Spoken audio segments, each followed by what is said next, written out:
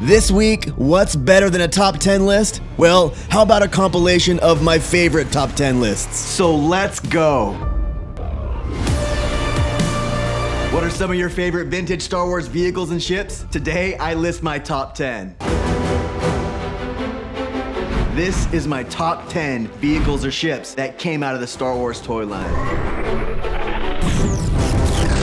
Number 10, the Snowspeeder. Not only did this ship move great and look great in the movies, but its one-for-one toy design made it an awesome ship to bring into your toy collection even as a child. And its iconic look and playability gave you hours of imagination time. Just like in the movie, you could place two pilots in the cockpit, and the co-pilot could operate the rear tow cable feature that modern collectors have often had to recollect, as those items were often lost in your original collection. And to grab one of these in today's prices is gonna run you close to $100 for a nice mint loose version, and around $250 for a nice boxed version. Number 9, the TIE Interceptor. We all have to give homage to the original TIE ship where this design gets its style from, but it takes it further with its extended and forward projecting side wings, which makes it even more menacing, and it looks like a hawk pursuing its prey. So design-wise, it gets on this list. Plus, you can use any TIE pilot to fly this ship, so you don't need to go out and buy a new figure that specially came with this. And to own one in today's market, it's gonna run you about $150 for a loose, complete example. And to get it in a mint and sealed box version, it's gonna run you from $350 to $400. Number 8, Vader's TIE Advanced. Another TIE makes this list, but just because of how it's designed and who the ship belongs to. Not only is Vader an iconic figure, but he flies another iconic ship. And you've got to hand it to Kenner again for taking the movie design and making the same iconic look that a 3.75-inch figure can fit and operate. And to grab a loose one these days, it's gonna run you just about $100 for a nice complete version. And for an example, inside a good-looking box, it's gonna run you anywhere from $200 to $300 for a good unsealed version. Number 7, the AT-ST, or the Scout Walker. One of my all-time favorites, and one that I actually had when I was a kid. This one is often called the Chicken Walker, by the way it walks along its 2 feet. But the big reason why it's on this list as a toy was the marvel of the engineering that the people over at Kenner did to get the functionality of the walking feature absolutely perfect, and the way they made the toy super durable with all the connected parts. But we all know how easy some of those parts are to lose, such as the chest plate, and the top 2 hatches, and the top cockpit blaster. And although this was released in the Empire Strikes Back line, the figure for this walker wasn't available until Return of the Jedi's toy releases. But as a one-for-one screen-to-toy shelf option, this is an amazing vehicle. To get one complete and loose is gonna run you about $70 to $80. And to get extra nostalgic and get it in a mint and sealed box, it's gonna run you about $600 to $800.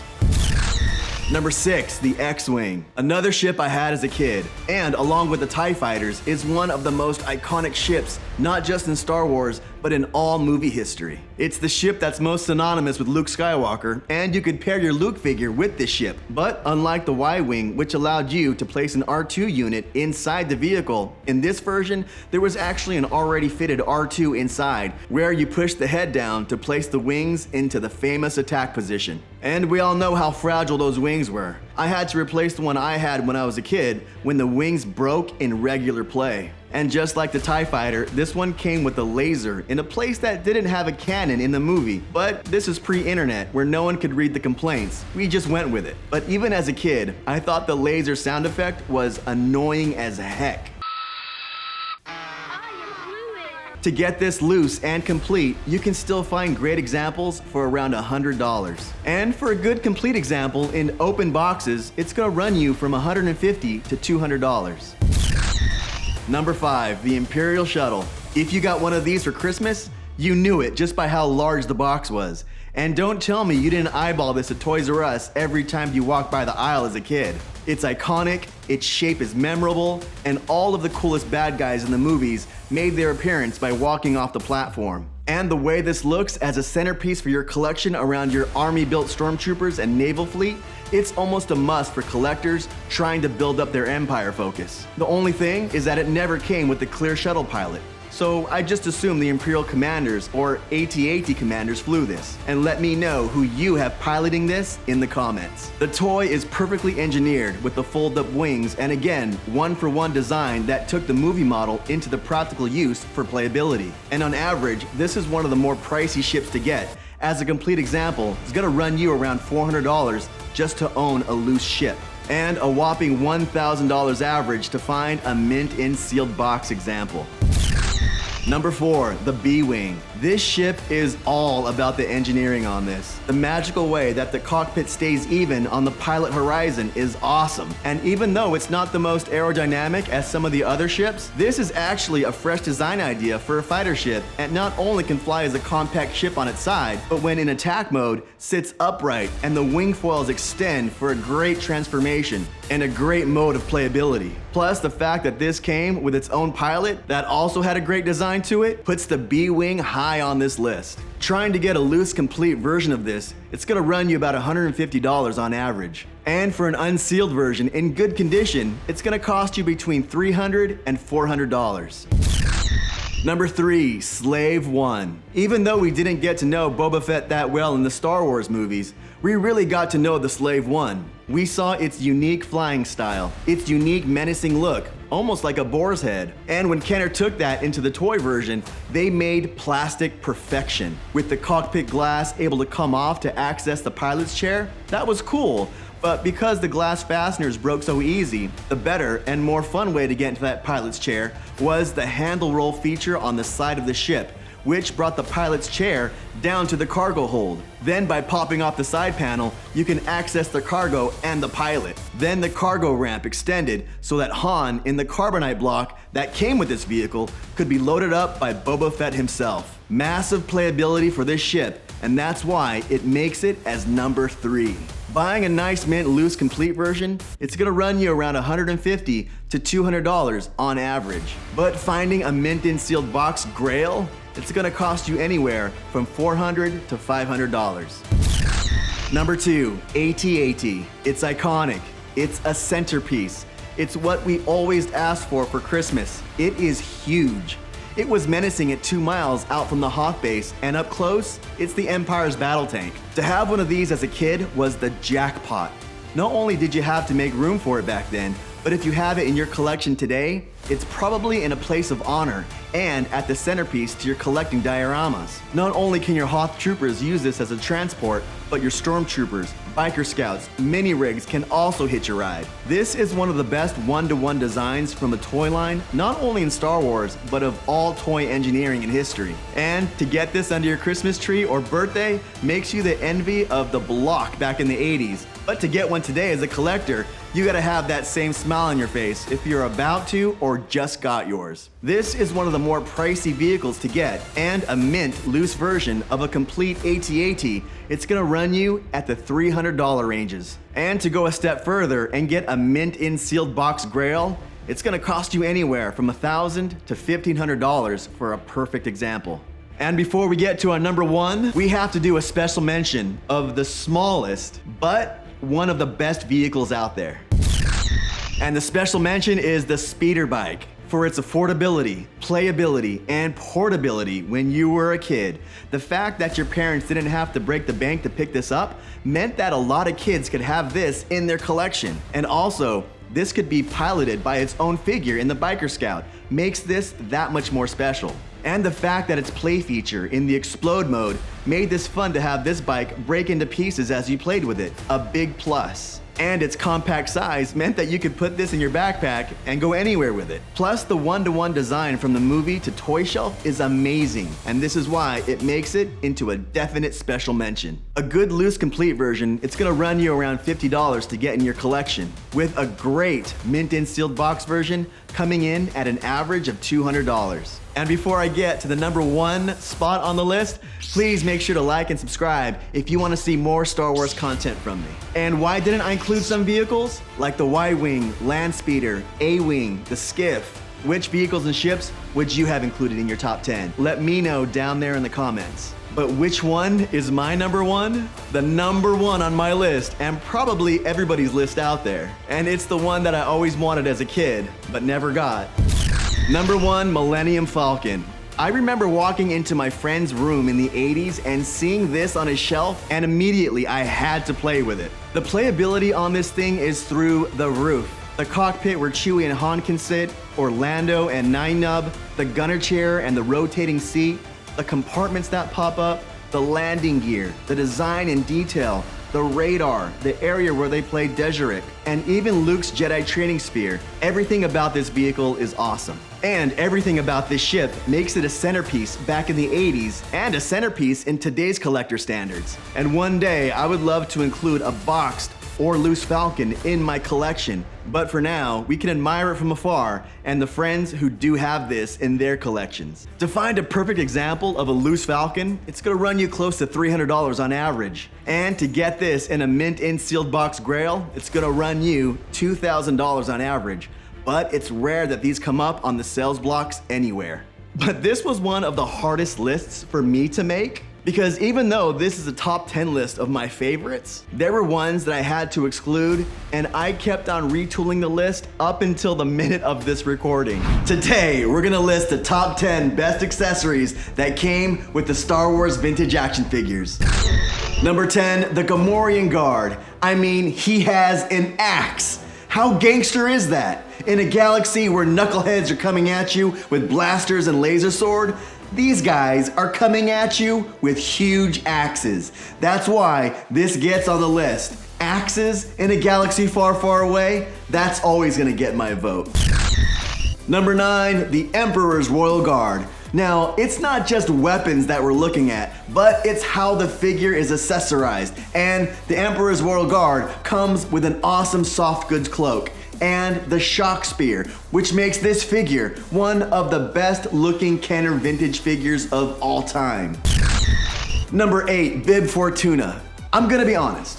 This slot was being fought for by Squidhead, and I'll tell you why. Squidhead comes with a gray Bespin blaster, a large plastic belt, and a soft goods cape and skirt. Bib comes with a different material coat that is different than any other figure, a chest plate, and a staff that's unique to him. So that's why Bib takes this slot. I am sorry, Squid. Number 7, C-3PO with removable limbs. I used to have this figure when I was a kid and loved it. The playability in the removable limbs makes it awesome, but it's also his accessory that makes him unique among all carded Star Wars action figures. It's only one of 2 figures whose accessory is meant for another character to use. The other, R2-D2 with his pop-up saber. Number 6, Princess Leia in Bouche disguise. Not only is this one of the best molded figures from Kenner, making it one of the best looking, but the fact that she comes with removable helmet and a well-designed sight rifle that's unique only for this figure, it's the reason why it's on this list. The only thing that could have been added to send this figure higher on this list is if Kenner would have added the thermal detonator. But you know, as kids, we would have lost that as soon as we opened up the package. Number 5, Luke Skywalker in his Stormtrooper disguise. It's a Stormtrooper. No, it's Luke come to save the princess. Great playability factor on this figure, and a great looking figure as well. With the removable helmet, black blaster, this figure didn't come with a ton of accessories, but the ones that did come with it are awesome. John Denver approves. And no, he's not short for a Stormtrooper. Number 4, Princess Leia in combat poncho. Now, I love this figure for sentimental reasons. It's the last action figure that my mother bought me before she became one with the Force, and my mom had excellent taste. This figure comes with an array of accessories: her belt, her poncho, her blaster, and the best feature of all, the removable helmet. Not that a huge number of accessories will get you on this list, but the fact that they look great on this figure puts it high on this list. And before we get to the top 3 figures that have the best accessories, down in my descriptions are links for supplies that you may need for your collecting journey. And when you click and buy using my links, it does support the channel, so thank you for that. And also join me on all my other social media. The links for those are on the homepage of my YouTube channel. And we finally have our own merch store. So head on down to the descriptions to get your hands on some Padawan collector gear. And yes, there's even some Rami and Jaws gear. So coming up are the top 3 figures that have the best accessories. Is my list gonna match yours? So let's get to the top 3. Number 3, Yoda. The Jedi Master gets high on this list, and for good reason. This figure comes with so many cool accessories that are unique to him. From his soft goods cloak, his super detailed belt, his walking cane, and his snake, you cannot deny that this is not only a must-have in any collection, but one of the coolest looking figures in history. Number 2, Luke Skywalker, Jedi Knight. An iconic figure in itself, and was the first figure to come with the Black Palace Blaster. Well, it was gray, but it comes with either a blue or a green lightsaber. And if you're a purist from the movie, you want the green though. But the saber was always supposed to be green. But when the effects team at ILM started producing these shots, the blue saber kept on getting lost in the blue sky. So they changed it to green to provide better contrast. And now you know. And knowing is half the battle. And you know that I had to include one special mention. And the special mention is the Max Rebo Band for making love and not war by having musical instruments for accessories and not blasters or spears. And how cool is Max's piano? And the number 1 action figure accessory. Number 1 is Han in Carbonite, and I've seen this one make people's top 10 worst accessories before, but as I say, no way. None on my channel. This one gets the top spot, not only for having a ton of playability with Boba Fett and Slave 1 inside a Jabba diorama scene, or in a Bespin chamber scene, but the accessory itself and the way that it fits with Han is super great. As a kid, I would have kept this on a special place on my shelf, for sure. So that is my list. And did I pick the accessories that you would have chosen? Let me know what your top accessories would have been down there in the comments. Kenner made the most iconic toys in history, and with that came playsets. Today we're gonna list off my top 10. Number 10, Land of the Jawas playset.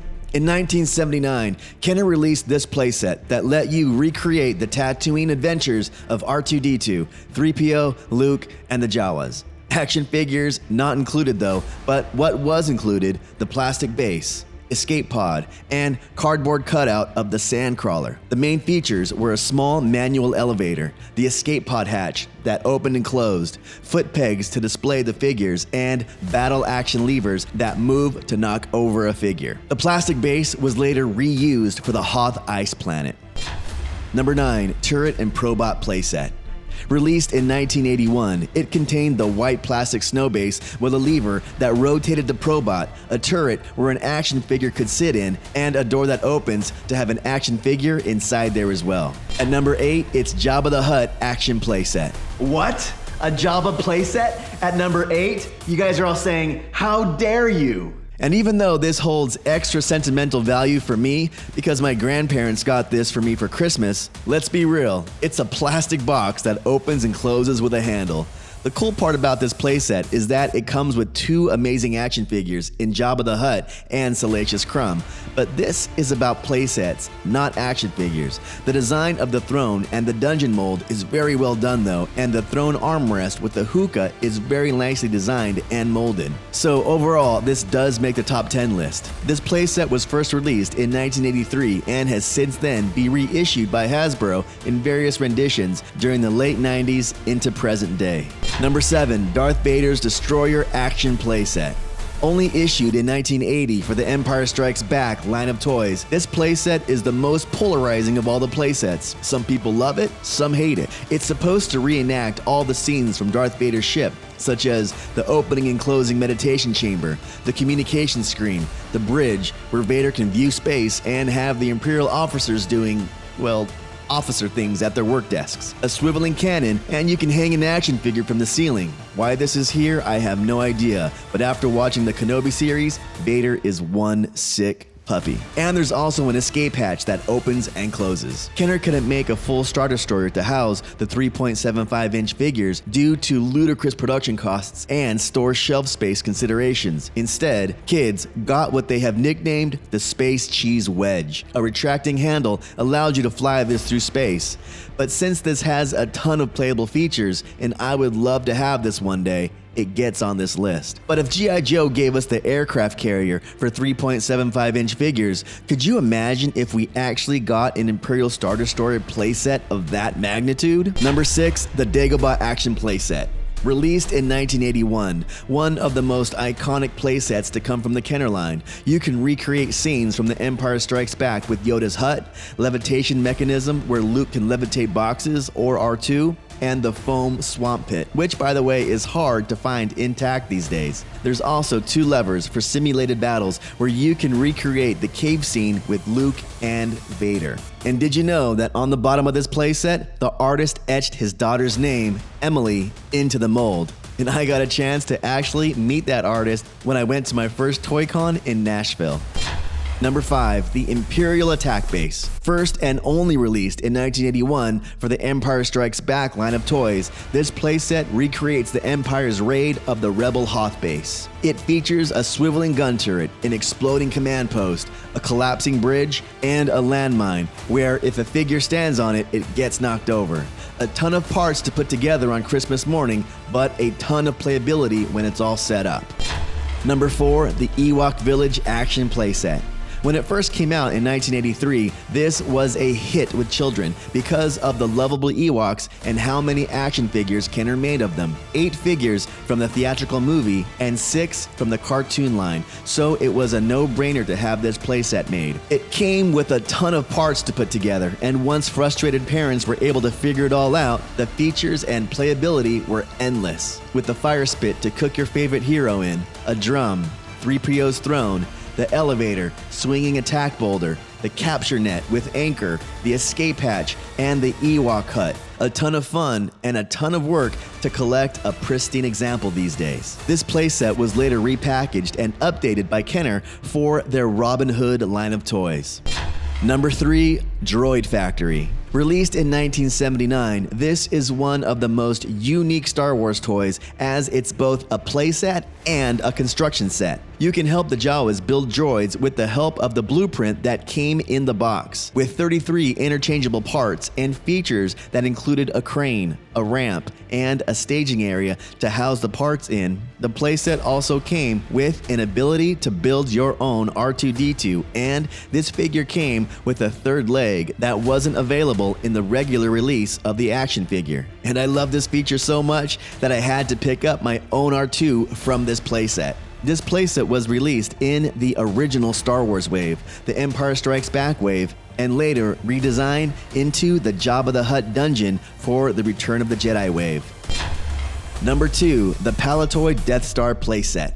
Sometimes playsets released in different world regions may have had the same name, but due to budget or material availability, they had different design and play features. And this was the case with the 1979 Palatoy Death Star playset. Made with inexpensive cardboard inserts, it still offers an array of play with 6 different segments that you can use to reenact scenes from the movie. With a laser turret on top of the model, compartments to place figures in, bridges, hangers to scene build and place die casts and figures, chutes, elevators. It's one of the most amazing playsets and one of the most coveted and expensive collector pieces to find in great condition and complete.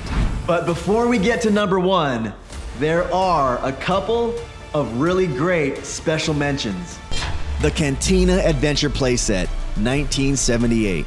This may not be the best designed or have the most playability, but because of its historical significance to collectors and the fact that this was only available as a Sears catalog exclusive playset, it makes this list. And this is where we also got the blue snaggletooth.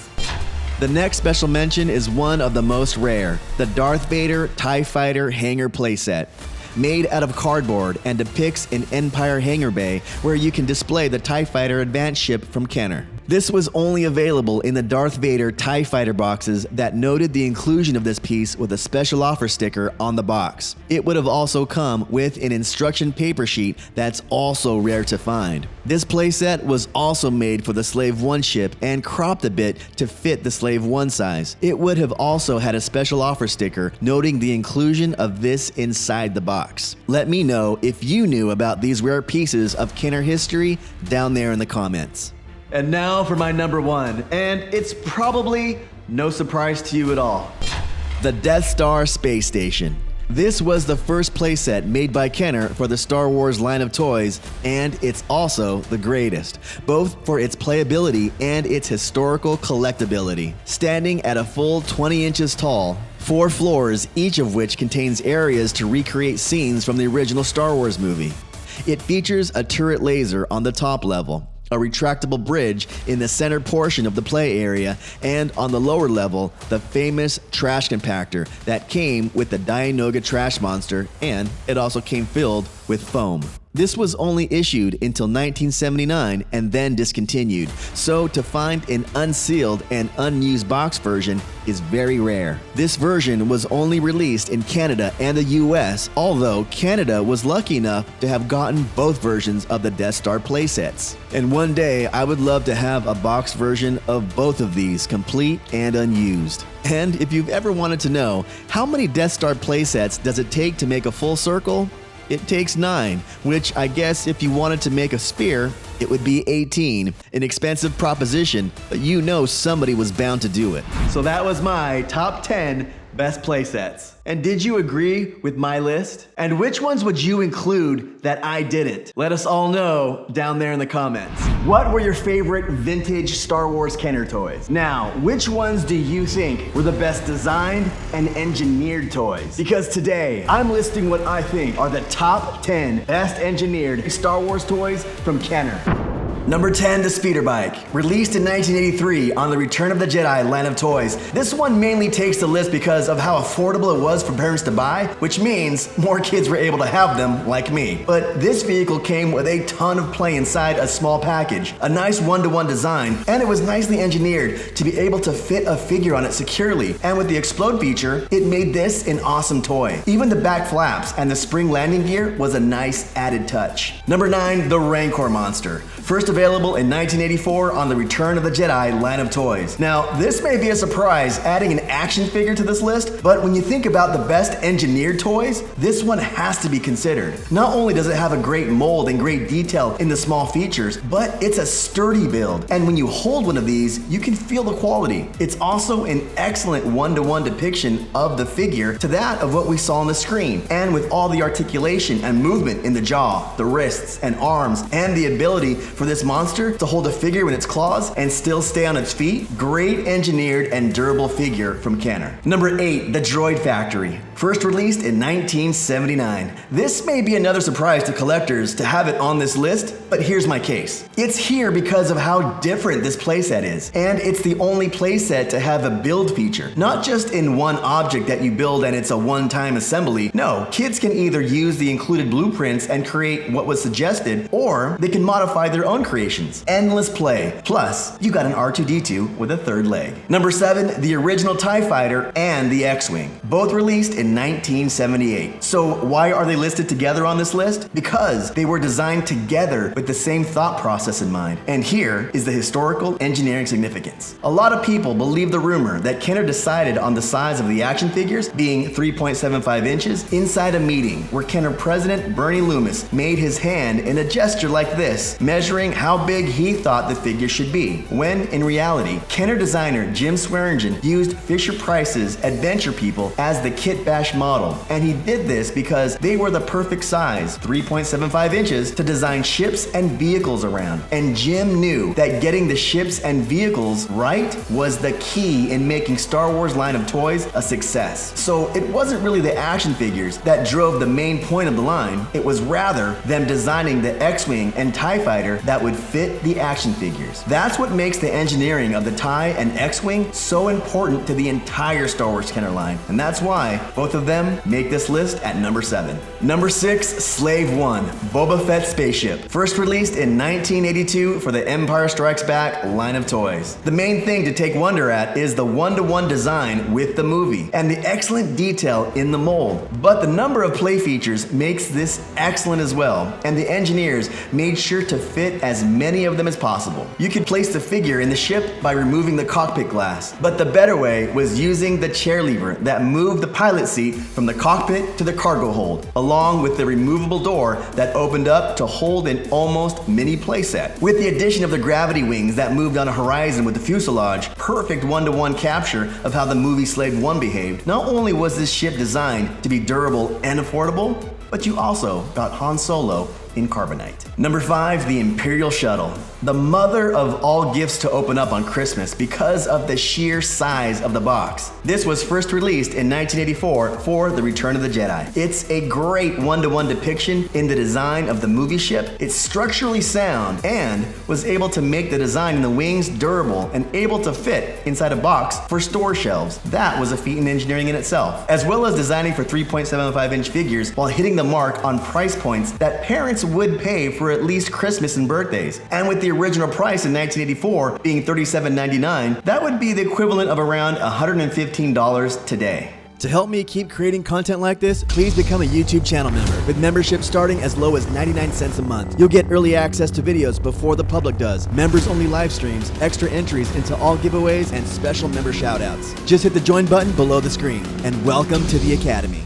Number 4, the B-Wing. First available in 1984 on the Return of the Jedi line of toys. When I asked the question, what are the best engineered toys, to my YouTube community tab, most people said this ship. When you think of complicated toy engineering, most of us first thought of the gravity-controlled gyroscope cockpit that always seemed to stay on the horizon. With making the wing spoils fold in and out, and the unique way the ship looked, this was one of the best ships designed by Kenner. It was amazing how many looks and designs that Kenner got right to match the movie, and this one was definitely one of them. Number 3, the Scout Walker, released in 1982 for The Empire Strikes Back. Even when I was a kid, I was amazed at how all these moving parts work together to make such a lifelike vehicle. The toy engineers at Kenner made this not just a toy, but a work of art. And the main feature of this engineering is in the walking mechanism. Its one-to-one likeness with the movie is excellent, and the way that it fits the action figures works absolutely great. But not only is the design great, but getting all of this to be durable and not break on the first day or in 40 years is absolutely genius. But how many of us lost the hatch and the hatch laser on the first day? Number 2, the Millennium Falcon. Is it a vehicle? Is it a playset? Whatever you decide, this is one of the most iconic ships in history. Released in 1979. Let's talk about why this ship is a great feat of toy engineering. We all saw the inside of this ship in the movie. It wasn't just a cockpit, but this was Han Solo's home. It was basically Han and Chewie's space RV. Gimme paw! So the engineers over at Kenner should be given a good pat on the back for not only getting the look and the detail of the ship right, but to fit it in a full playset where action figures could have adventures with memorable scenes from the movie and make it cost effective and somewhat durable. I mean, the main reason why this ship is at number 1 is because I can never get the landing gear to stay down. And if you're enjoying the content so far, please hit the like button. That does support the channel. And also, please consider subscribing. And please visit thepadawancollector.com, where you can see blogs, bonus material, and you can visit the Collector Depot for accessories that you may need for your collection. Number 1, AT-AT. Released in 1981 for The Empire Strikes Back. There is no question in my mind that this should be the highest on this list. First, it was a toy that probably all of us wanted, even if you weren't into Star Wars. It was just cool to look at. The one-to-one design from the movie is on point, but the marvel in the engineering was the way that they could make this a mini playground for the action figures and keep its structural integrity in place and keeping its center of gravity with all the moving parts in the articulated legs, the bulky cargo hull, and the main cockpit, which is a cool engineered feature in itself to have the puppet joystick and the cannon control in the same place. So that was my list. Did you agree with me, or would you change around the order? Or did I leave some stuff off that you would have added? Let us all know down there in the comments. So if you found this video interesting, please hit that like button. That does support the channel. And if you want to see more Star Wars and collecting content from me, then please consider subscribing. And also, hit that notification bell so you know when videos go live. I post videos every Sunday and bonus content like shorts throughout the week. And as always, my friends, thank you, and I will see you next time. And that is it. If you're new to the channel, check out the welcome video, or just check out the next episode. And please subscribe if you want to follow the journey. And remember, there is no shame in being a Padawan.